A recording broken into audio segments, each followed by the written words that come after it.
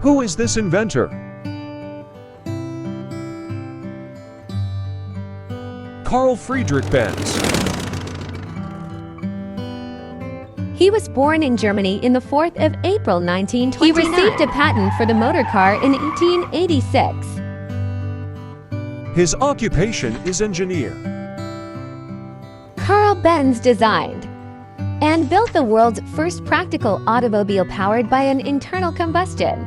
Benz also patented his throttle system, spark plugs, gear shifter, water radiator, carburetor, and other fundamental vehicle elements.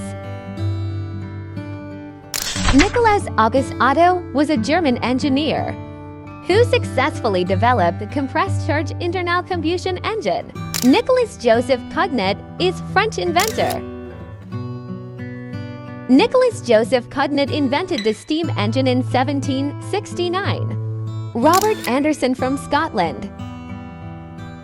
Robert Anderson was a 19th century Scottish inventor. He invented the first crude electric carriage in Scotland. Gottlieb Wilhelm Daimler is German inventor.